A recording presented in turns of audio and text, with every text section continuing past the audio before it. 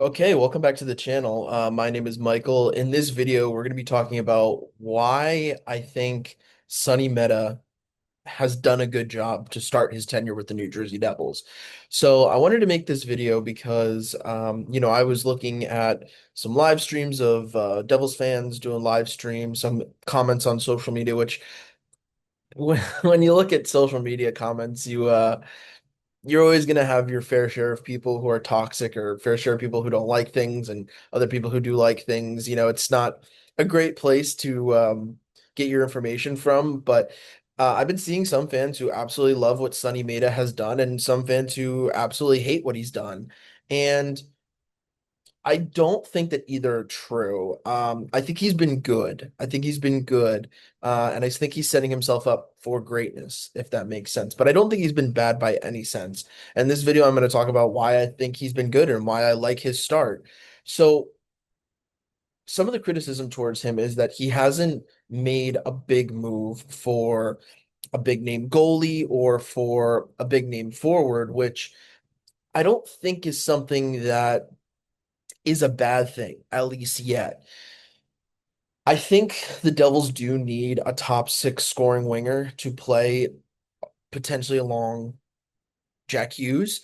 Now, if you watch the interview, the Zoom interview that the Devils posted on YouTube of all the reporters asking Sunny Mehta questions, one of the things that was asked him was, are you still going to go out and get a star forward to play alongside Jack Hughes? And he said he gave an answer that was very interesting on the sense of, we don't, from a general manager perspective, I don't bring in players with the mindset of they're going to play on this line and with this player.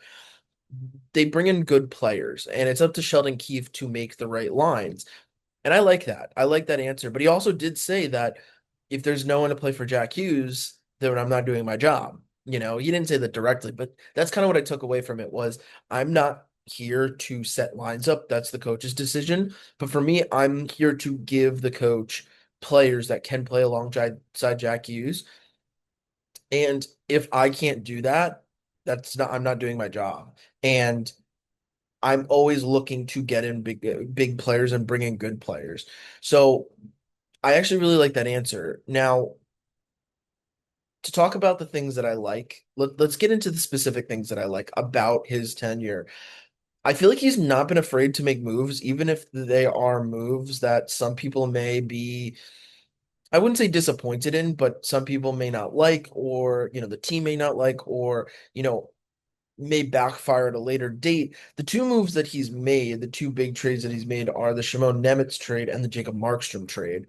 Now, it's unfair to compare GM to GM. We're gonna do this where we compare, Sonny Mehta to Tom Fitzgerald, same way that we compared Tom Fitzgerald to Ray Shero, same way that we compared Ray Shero to Lou Lamoriello. So we're gonna do it, and I know I'm gonna do it, but it's not really fair because this isn't Tom Fitzgerald's team anymore. Sonny Mehta isn't a part of the Tom Fitzgerald regime.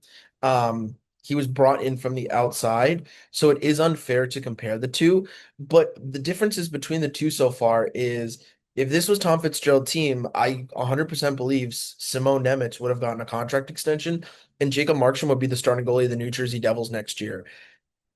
Sonny Mehta did not do that. He talked in his press conference or his interview, sorry, his Zoom interview with the reporters that he sat down with Nemitz, and it seemed like both from the team perspective and from the player perspective that there was a 50-50 belief that he would be here next year. And I think with Sonny Mehta, he wasn't actively shopping Shimon Nemitz, but he was taking calls on him, and he realized that Shimon Nemitz is a guy who has been in New Jersey the last 4 seasons, played in the NHL each of the last 3 years, has struggled defensively, has shown flashes of offensive greatness and talent, but hasn't been able to fully put it together. And he might need a change of scenery, and this team might need a change of scenery on its decor, and moving on from Shimon Nemitz might be the right move. And he took calls, and he got a pretty good haul for Shimon Nemitz. He wasn't afraid to move off of Nemitz to improve the team of the future. Now, they wanted players back. They couldn't get players back in the deal, but they got picks. They got two first round picks, one from Vegas, one from Colorado. Those are going to be late first round picks, to be honest with you. But the point is that they got two first round picks. They got an early second round pick, which is the 35th overall pick, and they got a prospect at Etienne Morin. They have now four first round picks in the next two drafts. I do not think they're going to be picking with those four picks. I think they're probably going to trade those picks. Maybe all four of them, maybe two of them, maybe three of them, maybe one of them. This is a move that not only helps the player and helps your team clear up a logjam, but it also sets yourself up success for the future.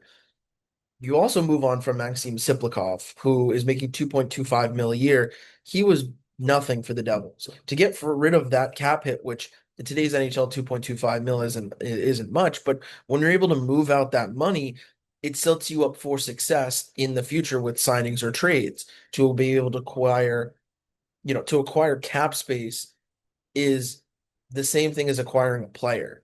You gain freedom to make moves.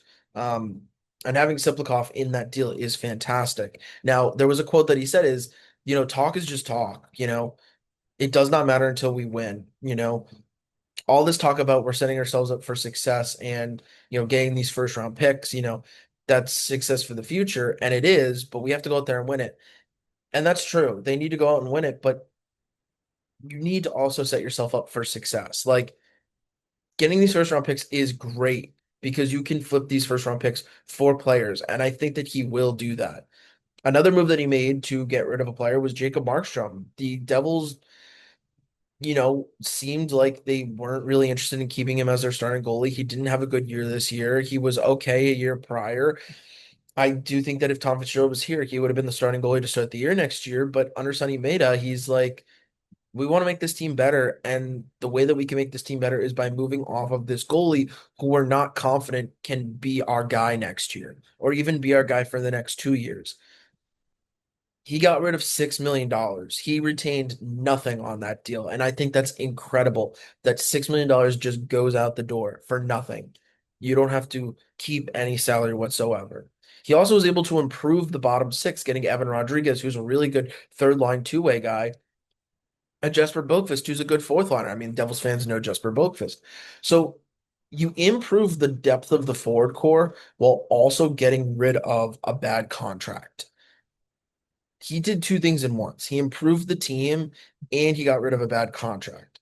I think that that's something that doesn't normally happen, and you could say that for Florida, they won the deal too because they got a starting goalie, and we'll see what happens with Markstrom and we'll see what happens with Florida. But the fact that the Devils were able to, like I said, improve the team, improve the bottom six while also gaining cap space is something that I think is incredible. I love this trade for the Devils.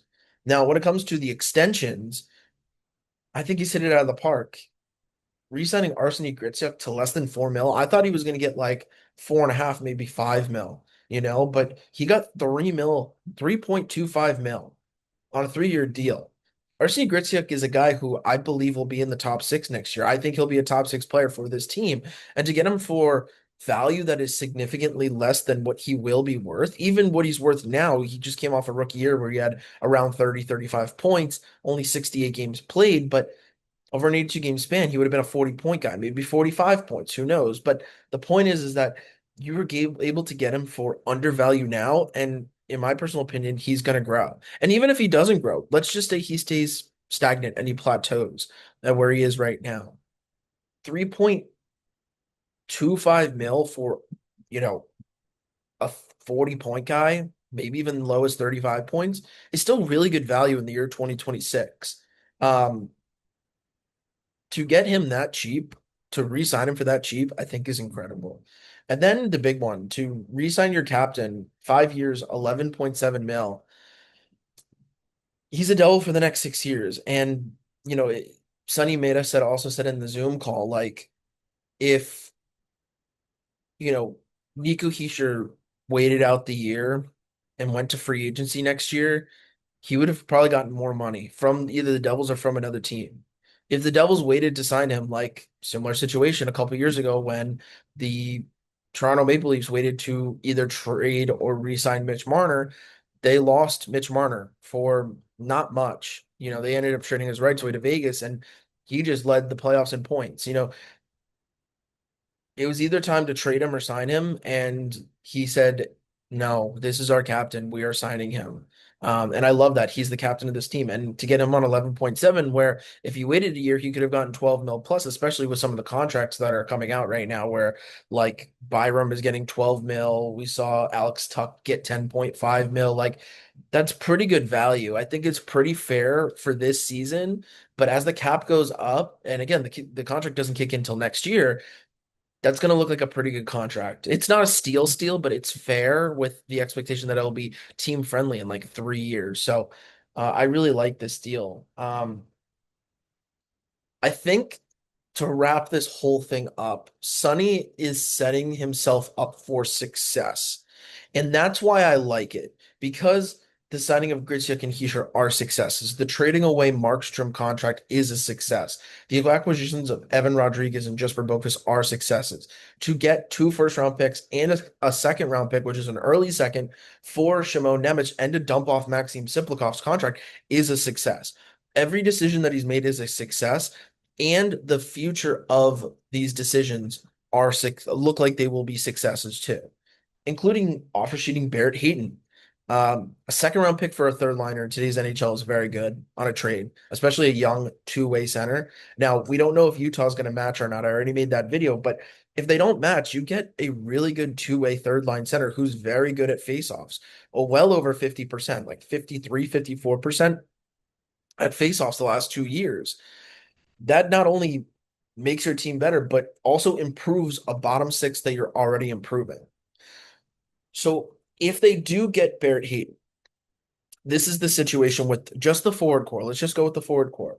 You have made your bottom six now: Evan Rodriguez, Barrett Hayton, Connor Brown, Jesper Boqvist, Stefan Nason, maybe Nick Bukestad. There's a lot of players, in the bottom six that, could move around. Lenny Habadaho.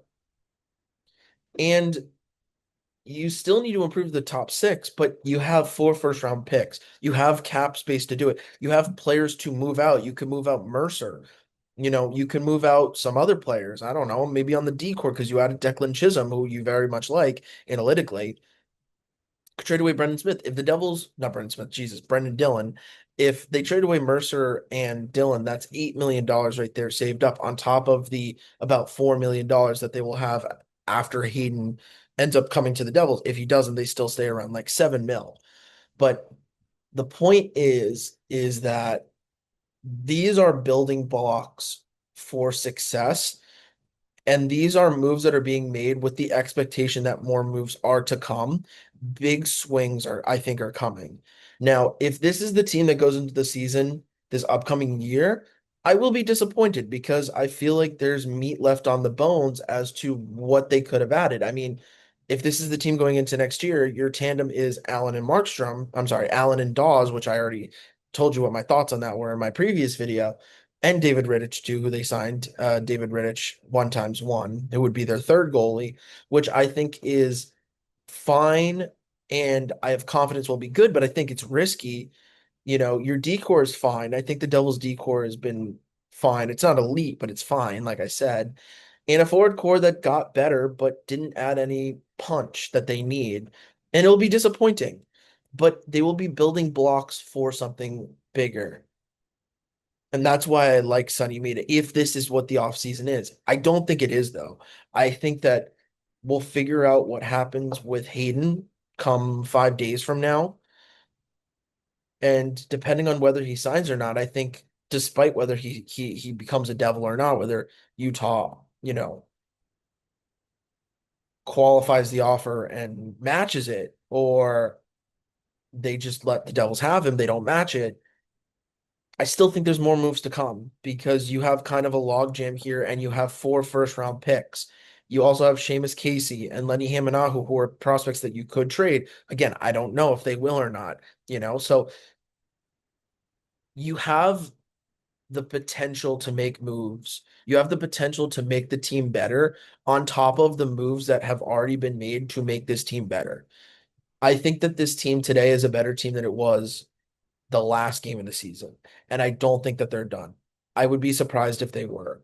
So that's why I like Sunny Mehta because and why I like his start because he has made moves that improve the team now. They are smaller moves that don't push the needle too much. But if you were to say to me today, would this current New Jersey Devils team that he has built be better than last year's team? I would say 100% yes. I would say maybe not by much, but it would be better. But he is building the potential for something big, for a Jason Robertson, for a Dylan Larkin, for I don't even know, for another player we haven't even heard of, maybe Krill Marchenko. I don't know if Columbus would trade him within the division, but that's the point, is that it's a marathon, not a sprint. I think some fans think that you have to make moves on draft day, which he didn't. He had to play a trade in place for Barrett Hayton. At least that's what's reporting right now. You have to make signings and trades on July 1st. You don't. You know, 4 years ago, the Matthew Tkachuk trade didn't happen till late July. You know, you don't need to do everything on the first day. You don't need to do everything on the second day. But he did a lot. And I think some fans aren't understanding that. He did a lot, and there's still more to come. He's not done. I don't think he's done. So I'm really excited for the rest of this offseason. I'm excited to see what moves get made, and I'm excited to see, what the Devils look like come October and how they look like in the season. So that's all I got for this video. Like, comment, subscribe, share with a friend. Maybe they'll share with another friend, favorite if that's still a thing. And thanks for watching.